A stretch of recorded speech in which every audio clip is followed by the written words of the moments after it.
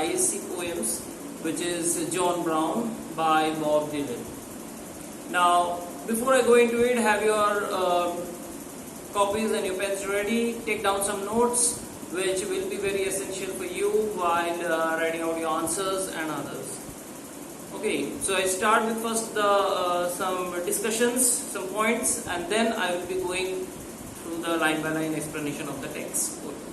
Okay, so first of all, literature has often been glorified and romanticized war. Now what literature has done is, it has often glorified war as a brave thing, a noble thing, a heroic deed. It has often glorified war as like that. You have poems like Charge of the Light Brigade or some other poems which spoke of the glory associated with battle.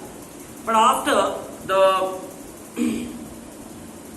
First and the Second World War, writers, in particular the First World War, writers have realized, or whether it is the prose writers or the poem writers, they have realized that this is wrong. So long writers had idealized wars and they were heroes, they had celebrated their triumphs and disregarded and the defeated enemies, they had kind of neglected them, paid no attention to it and all.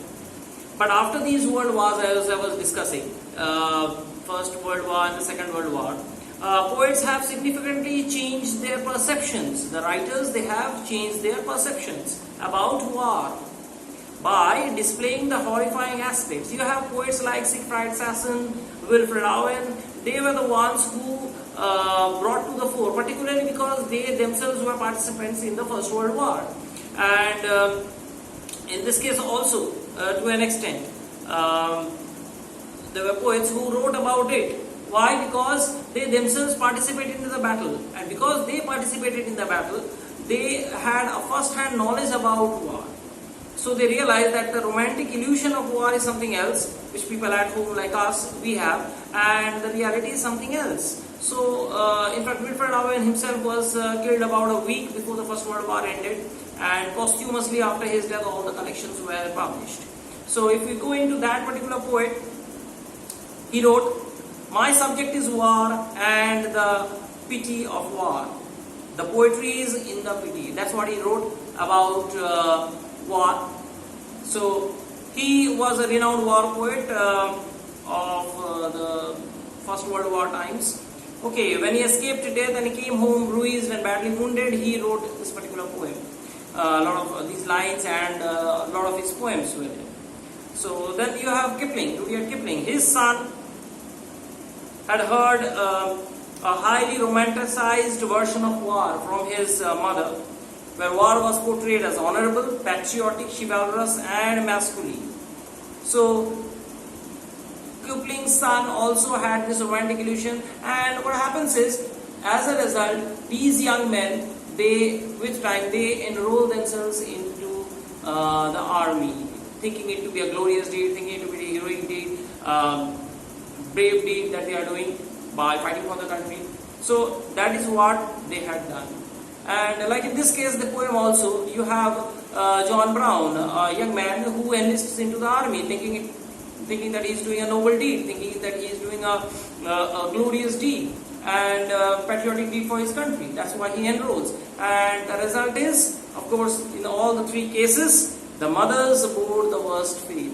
Kipling's wife, whether you have that, or Wilfred Owen's mother, here in this case John Brown's mother, they all suffered the same fate. Kipling's son died in battle, as did Wilfred Owen, and in this case, in our poem also, John Brown's mother was a bit fortunate because her son did not die actually, but he came home in a very mangled, in a kind of a very disfigured state. So that's what is the difference. You have a romantic view of war, where war is portrayed as heroic and glorious, and the other aspect where is the actual reality of war, which is something quite different from the romantic notions that we have about war, and that people who have participated in battle, only they can tell you about it, not anyone else.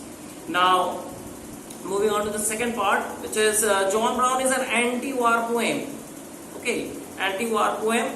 and which was composed and performed by the American singer, song and writer, and of course a Nobel laureate, Bob Dylan.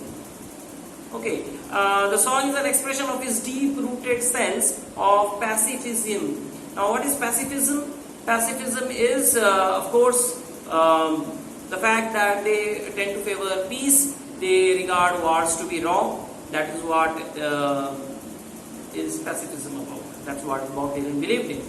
Now, in Dylan's official studio album, it's there. It's a recorded song in the form of a ballad, but this song was never included in his official kind of thing. It was just a spontaneous played out song which he did or played out. Thematically, this song is similar to an old Irish folk song, Mrs. McGrath.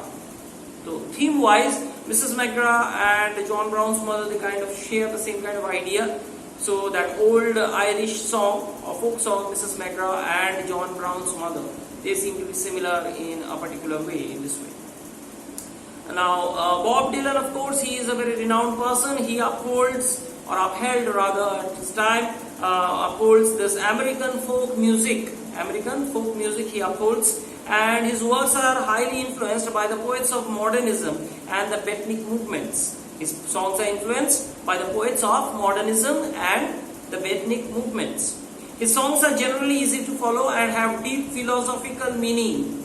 Easy to follow, simple lucid language he uses, and they have philosophical meaning. He received Nobel Prize in Literature in 2016 for his outstanding contribution in creating new poetic expressions in the American song tradition. So in 2016, he received the Nobel Prize for Literature for his outstanding contribution in creating new poetic expressions in the American song tradition and format. Okay, so that is about Bob Dylan to an extent. Now, this song in particular is an interesting anti-war lyric. It is an anti-war lyric which describes the horrors of war and the story of young men who get trapped into it. So it's like a trap. It's like Spider and the Fly, the poem that you have. Here in the spider entraps the fly. Similarly, here war is like a web where young men are like this fly. They are tempted into it and they get caught. So young men get trapped into it. War is such a thing. The idea of being a hero in the battlefield is both tantalizing as well as fatal. So laying down your life for the country and being a hero where people will remember you, that's a kind of a very tantalizing. So the idea of heroism is often driven by a false sense of bravado. So you have a false sense of being a hero, false sense of being regarded as a hero. They realize too late that all the power and glory in which they take pride in is all false. Very late, when they reach the battlefield, when they are in the midst of the battlefield, then these young men realize that all the power, all the glory which they took pride in is all false. And they are mere puppets in the hands of powerful power brokers or power mongers. The people above, who are the people in power, it is they who take the decisions about battle, it is they who take the decisions regarding the fights, and it is they who ultimately decide when the war will go on, up to when the war will go on, and when the war will end. It is they who decide it. And most importantly, they do not participate in the battle. They only increase the patriotic fervor, they only increase the patriotic sentiments and make such young people go and participate in the battle. So they are expected to obey orders. These soldiers, they are like puppets. That's why a puppet is conditioned to move according to the moving of the fingers of the puppeteer. The puppeteer moves the fingers. Similarly, the puppet moves the right hand, the right leg, left leg. So similarly here also, these soldiers are like puppets. They are told by the people in power to do a certain thing and they do it accordingly. They are expected to obey orders and slaughter their enemies without a hint of remorse or sympathy. So, without a hint of remorse or sympathy, there are many poems regarding this idea. There's Wilfred Owen's, there's a poem called Strange Meeting, which is a very efficient and very effective war poem. If you have read it, it's quite touching. There are many poems like this. John Brown is there, then there is the hero by Siegfried Sassoon, and you have Wilfred Owen's poem, Siegfried Sasson's poem, a lot of poems like this. Anyway, the gruesome reality of war depicted here is quite similar to, in that way, to these poems that are already I have mentioned. You can go into any war poem related theme and it will match up with John Brown also. Now, this song highlights the true fate of American soldiers who are stationed in foreign countries for war. Foreign countries too are American soldiers positioned all over the world, literally. You have them in Afghanistan, you have them in Iraq, you have them in Palestine, Syria. They're going everywhere, literally. Everywhere American soldiers are there, as if they are to maintain, they are the kind of world police, as if they are maintaining law and order all over. So, they are stationed in foreign countries. The true fate of these American soldiers. He also questions the very nature of war, showing that there is no nobility in it. Plus, there is the questioning regarding why these soldiers are stationed there, number one, and what is the nobility in dying in such foreign countries, and for what purpose actually, what does it serve? That's what the question is raised here. Next is the false notions of glorification of war is eliminated by the realistic presentation of the people who take part in it. So one hand you have the false notion of glorification of war which is done by the media, the politicians, the people in power and such other. And on the other hand you have the true realistic representation of war which is done by those people who have actually gone there and participated in it. It is they who do that. The critical use of dialogues between the mother and the son expresses different viewpoints of war in this song. Different viewpoints of war. There is one set of people who stay at home, they have never gone to the battlefield and never participated in a war. They have certain notions put into their head, like John Brown's mother. So just like us also, we have never gone to the battlefield. So we have our own kind of theories about battlefield and soldiers and all that. But there is another aspect to it. There are those people who have actually gone to the battle, who have actually fought in the battlefield. They have their own interpretation. They have the realistic picture of war. So there are two different variations. Here also the same thing. The critical use of dialogues between mother and son expresses the different viewpoints of war in this song. That is why it is said. The two critical viewpoints. The reason for the mother's viewpoint was that she was naive and ill-informed. Now, John Brown also was naive and ill-informed, mind you. When he was at home, he had not gone to participate in the battle. After he had gone to participate in the battle, he had seen the blood, he had seen his friends being slaughtered. Then reality dawned on him. He also was naive, he also was ill-informed like his mother. He had been pushed up by this patriotic fervor and he had gone and enlisted and gone to the battlefield. So, mind you, he's quite similar to his mother. Only the difference between him and his mother is that his mother stayed back at home. His mother had not gone to the battlefield and seen the reality. That is why she still lives in that romantic kind of world or illusion where you have all those notions of war like any other commoner. But John Brown, having gone to the battlefield, has seen each and every aspect of war in practical. So that's the difference. Before the war, now what happens before the war? This is one important point. Before the war, nationalistic sentiments are whipped up to a crescendo. Crescendo means they reach the peak, top. And thousands of unsuspecting young men, just like John Brown, enroll themselves only to be disillusioned soon as the ugly face of war unfolds. So what happens? Just as you prepare and practice for maybe some games, Jesse Owens prepared for the Olympics. So similarly, just before the war, nationalistic feelings are increased. They reach a crescendo, they reach the peak. Just as you have heard or you may have felt during the Pulwama attacks or after the Pulwama, the surgical strike, the time when there was a retaliation by Pakistan and all. So during that time, patriotic feelings were at an all-time high. Okay, here also the same thing. Before war, these patriotic sentiments, they reach a crescendo. But then what happens? The disillusioned face soon comes up when the ugly face of war unfolds. As the ugly face of war unfolds, the reality slowly comes into play. Dylan's poem touches a raw nerve in the reader's minds and convinces them about the futility of war. Futility means the uselessness of war. It touches that nerve in them. So we all owe a sense of gratitude to Bob Dylan for driving home this message so effectively. So in this way, effectively, he drives home this particular message, and that's where we owe him a sense of gratitude. Just like we owe it to all other war poets, that they have done a great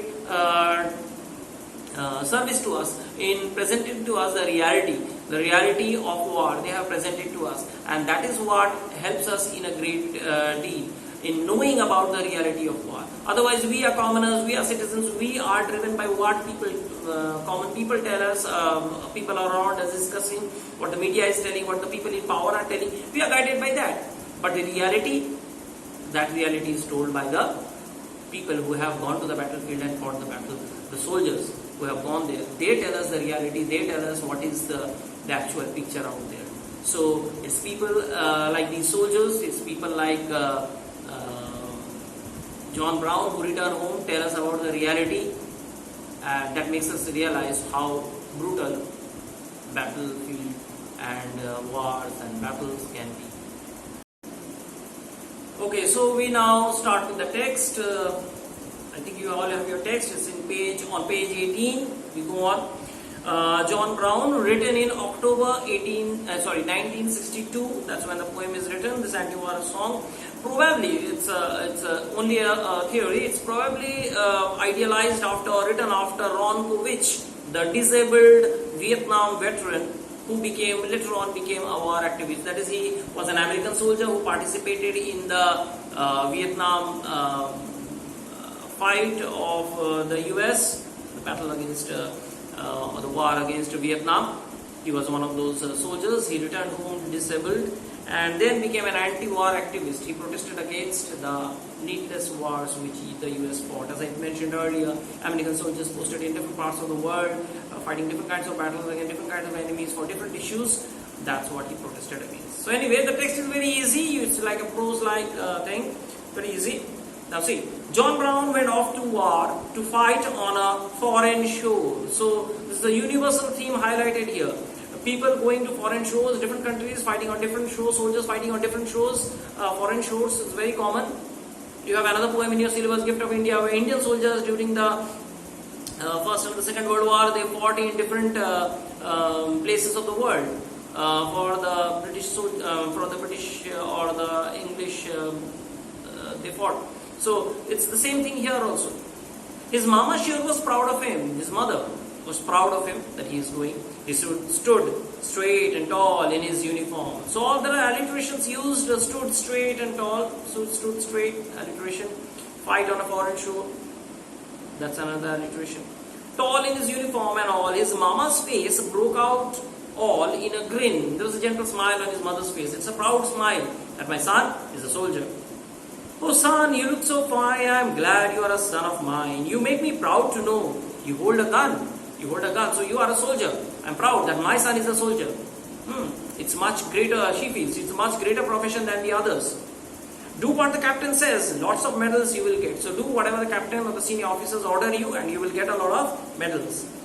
And we will put them on the wall when you come home. So just like an athlete, when an athlete has won a lot of medals, trophies and all, they put up it there on the wall, the showcase and all. So similarly, you go to the battlefield, you fight bravely, you obey the orders of the captains and you will win a lot of medals and we will decorate the wall with those medals. This is very ironical towards the end of the poem. These lines will become very ironical. Okay, we'll come to that later on towards the end of the poem. As the whole train pulled out, whole train why? Because the train is literally tired of shuttling soldiers up and down, going to the war front, coming back, loading another lot of soldiers, again putting them and transporting them to the war front. So that's why whole train. John's mom began to shout, telling everyone in the neighborhood, "That's my son, that's about to go. He's a soldier now, you know." She made well sure her neighbors understood. So she was very vocal, she was very proud and announcing literally to the whole neighborhood, "See, your sons are doctors and engineers or teachers or maybe what, but my son is a soldier, he is going to the battlefront, see how brave he is," and all. She takes great pride and as if boasts about it to the others, everyone in the neighborhood. She got a letter once in a while and her face broke into a smile as she showed them to the people from next door. And she bragged about her son with his uniform and gun. So she bragged, she boasted that my son is wearing a uniform, he carries a gun. He showed his letters to the people around and there was a proud smile on her face. See, my son has sent in a letter. He's a soldier, he's gone to battle, he's going to fight. And these things you called a good old-fashioned war. Oh, good old-fashioned war. So good old-fashioned war suggests that wars have been fought from time immemorial. And people have not realized the futility, the uselessness of the futility of war. What is the use of war? It is useless. in fact, it is said wars create more problems than they solve. Okay, you have seen the First World War, Second World War, all these have not solved problems, they have created more. In fact, it is said the First World War literally laid the seeds for the Second World War, it is said. So, that she didn't realize. Then the letters ceased to come. That means earlier the action in the battlefield had not started. Now the action has started. That's why he has no time to write to his mother. So that is why letters ceased to come. That is, letters stopped to come. For a long time they did not come. They ceased to come for about 10 months or more. 10 months or more has elapsed, but no news of her only son. Then the letter finally came saying, "Go down and meet the train. Your sons are coming home from the war." If this letter is not written by the son, it is by some other officer or some other official who has written this letter informing her that her son is coming by train. The mother is expected to be at the station and receive him. She smiled and went right down. She looked everywhere around, but she could not see her son inside. So at first she went to that station, she was very happy, she was expecting him to be there, but unfortunately she did not see him. All the people came down from the train, she was looking here and there, she couldn't see her son anywhere. But as all the people passed, she saw her son at last. When she did, she could hardly believe her eyes. After all the people have passed from come down from the train, she finally saw her son. Now this happens why? Because at first when the train arrives at the platform, there's a lot of gathering, a lot of people coming in and getting down and all. So after that initial crowd cleared off, the station was empty. It's then that she saw her son, and when she saw him, she couldn't believe that yes, this is my son. She couldn't as if recognize him. Oh, his face was all shot up and his hand was all blown off. One of his hands was blown off. His face was shot up, it was disfigured, somewhat like an acid victim. His face was blown off. And he wore a metal brace around his waist, just like you wear a belt. It's like a metal belt which holds his frame in place. It provides support to his backbone because his backbone his waist is no longer able to support his body. That's why. He whispered kind of slow in a voice she did not know. Even his voice has undergone change. So his appearance, number one, undergone a change. Number two, his voice gone, different. Why she couldn't even recognize his face? Oh Lord, not even recognize his face. This is a repetition to highlight the feelings of the mother of John Brown. She couldn't recognize the face. We recognize a person by his face. In fact, when a person dies, the last time we see his face. So here, the face is the symbol or identity. You have your picture on your ID cards or your voter card, Aadhaar card. So here, the face itself is disfigured. The voice by which she recognizes her son, that is gone. It's a totally different voice. That means the person who had gone, that John Brown and this John Brown who has written, are literally two different persons or identities, literally. Oh, tell me, my darling son, pray tell me what they have done. How is it you come to be this way? He tried his best to talk, but his mouth could hardly move, and the mother had to turn her face away. How shocking it is for the mother. She cries out and tells, pray, son, what has happened to you? How are you in this way? What is the reason for this condition? He tried his best to talk, but his mouth could hardly move. So he tried his best to speak. John Brown tried his best to speak, but unfortunately he couldn't speak because he was not physically totally 100%. So it's not his usual self that he would speak out instantly. He couldn't speak out instantly because of this. He tried his best to talk, but his mouth could hardly move. And the mother had to turn her face away. And the mother couldn't speak anymore. She just turned her face away. She couldn't tolerate seeing her son in this state. She couldn't tolerate seeing her son in such difficulty. Don't you remember, Ma, when I went off to war, you thought it was the best thing I could do? He says, Mother, when you sent me to battle, what you thought? This is the best thing that could happen to me. You thought I was doing the most noblest thing. I was doing the most bravest of things. I was on the battleground. You were home acting proud. We were at two different places each other. You were at home acting proud that your son has gone to the battlefield. I was in the battlegrounds. I was in the battlefield. So you are there in your romantic world of illusion, where you are thinking your son is doing brave, heroic deeds in battlefield. But I was there in reality in the battlefield. I was seeing that that horrible destruction happening around. I was seeing all that bloodshed. I was seeing all that terrible things out there in the battlefield. You wasn't standing there. You wasn't there standing in my shoes. You were not there in my place. That's what the meaning is. You wasn't there standing in my shoes. You were not there in my place in my shoes. You were not there in the battlefield. You were not there where I was. I was seeing the reality. You had not seen the reality. Oh, and I thought when I was there, God, what am I doing here? And when I was there, I was thinking, God, what am I doing here? What am I doing here? Why? Here reality dawns on him. Here reality dawns on him. He realizes the brutality of war. And he thinks, what am I doing here? And then he realizes, I am trying to kill somebody or die trying. I am doing either of the two things. I am trying to kill an enemy soldier, or I am going to die in trying to do it. Okay, I am trying to kill an enemy soldier, or I am going to die trying to kill an enemy soldier. But the thing that scared me most was when my enemy came close. Now when the enemy soldier came close, he was very afraid. Why? And I saw that his face was just like mine. It's not because the enemy soldier is someone very monstrous, someone like a dangerous creature or a giant. No. He was very surprised and shocked to see that this enemy soldier was just a young man like him, about his age. So what is the difference?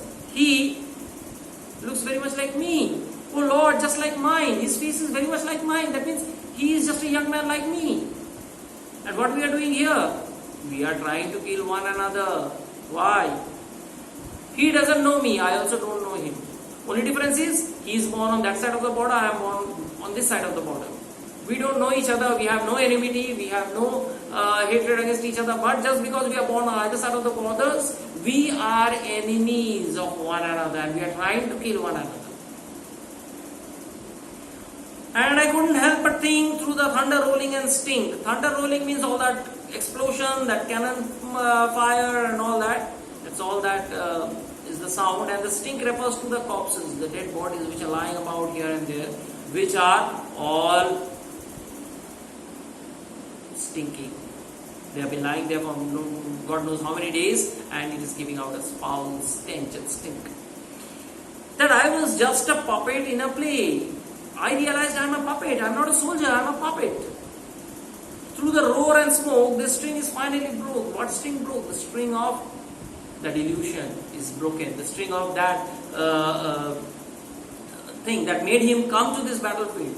That illusion of being a hero, fighting a brave battle, winning several medals, and doing brave deed, doing a heroic deed. All those illusions were gone. And a cannonball blew my eyes away. And just about at that time, when this realization came to him, a cannonball exploded, and that's when he suffered all these physical injuries. His face being shot up, being disfigured, then his hand being blown off. All these things happened there. As he turned away to walk, his mom was still in shock. His mother was still in shock on seeing her son like this. He had gone to the battlefield tall and straight in his uniform. Now he's come back in this state. At seeing the metal brace that helped him stand. At that time he was standing tall and straight in his uniform. Today that metal brace is supporting him. Somehow he is able to walk. But as he turned to go, he called his mother close, and he dropped his medals down into her hand. Here comes the irony. And just as he was about to go, he called his mother close and said, "Mother, come." And then he dropped the medals into her hand.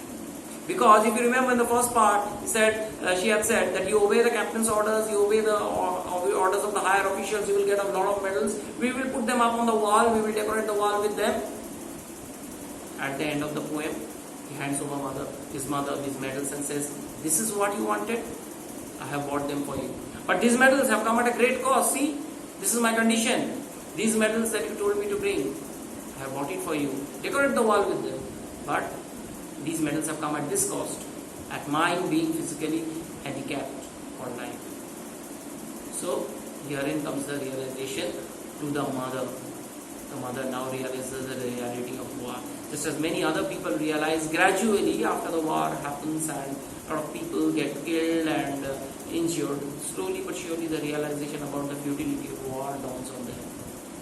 Here also in this case, John Brown's mother gradually realizes on seeing her son in this way, and the destruction that it has caused, the losses that she has suffered, she realizes the futility of war. Okay, I hope you have understood this explanation that I have tried to give of John Brown to the best of my abilities. If you find this helpful, of course give this video likes, and share it among your friends who are in 11-12 ISC, so that they may also see this video and be helped by it.